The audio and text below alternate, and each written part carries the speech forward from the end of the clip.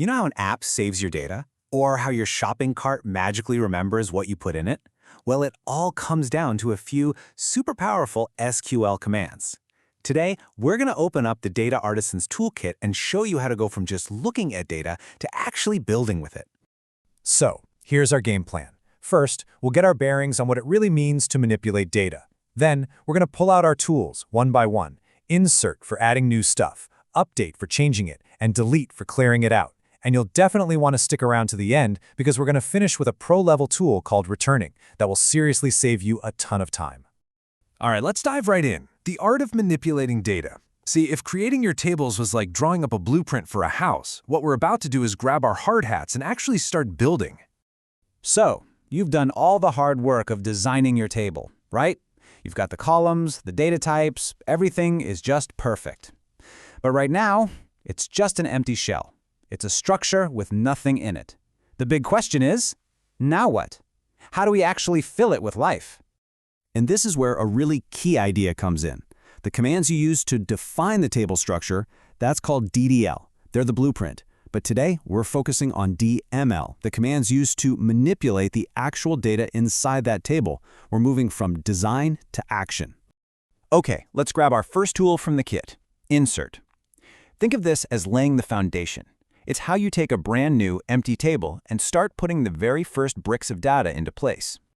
It's pretty simple, really. The insert command is all about adding new, complete rows of data. Every single time you use it, you're populating your table with another full record, even if some of the fields are empty or just use a default value. Now, this is super important. Look at the two ways to do this on the slide. The fragile way on the left might seem a little easier, but trust me, it's a trap. If anyone ever changes the table, adds a column, reorders them, your command will break. Or worse, it'll put data in the wrong place.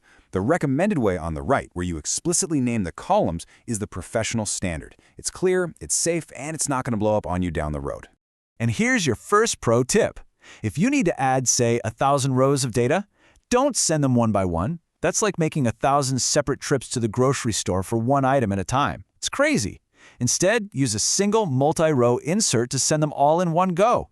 It's so much more efficient because you're only having one conversation with the database instead of 1,000. Next up in our toolkit is Update. Because let's be real, data is never static. People change their email addresses, product prices go up, typos happen.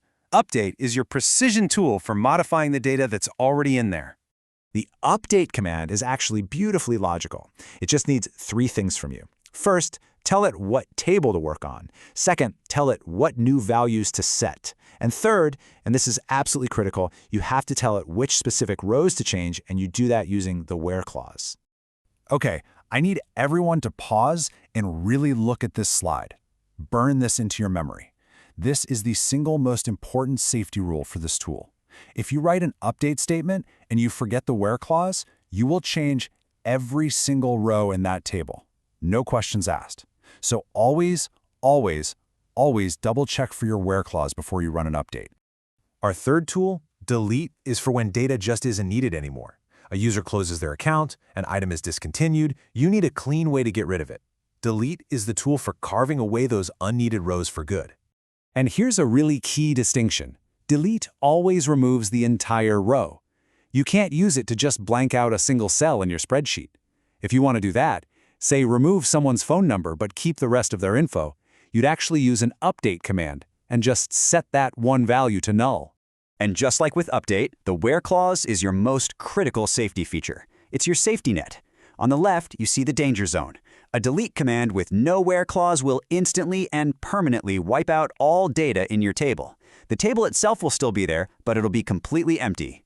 On the right, that's the safe way. A precise where clause acts like a sniper, ensuring you only remove exactly the row you intend to.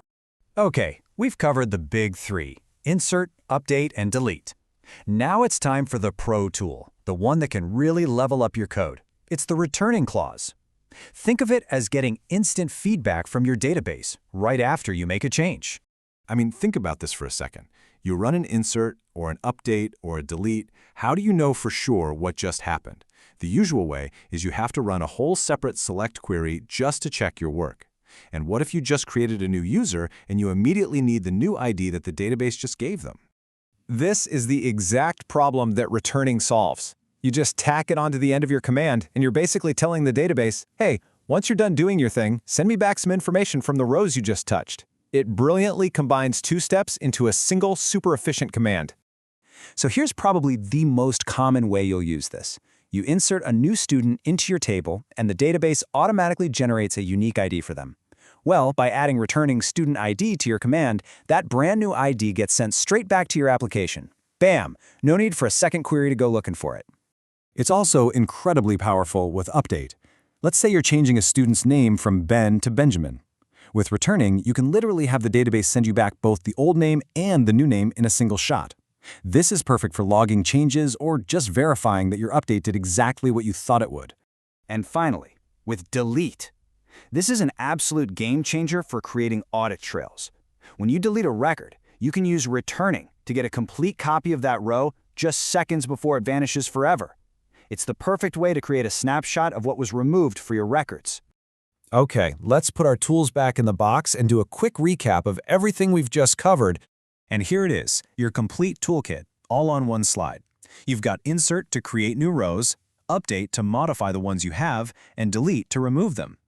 And then you have that awesome pro tool, the returning clause, which gives you instant feedback on any of those actions.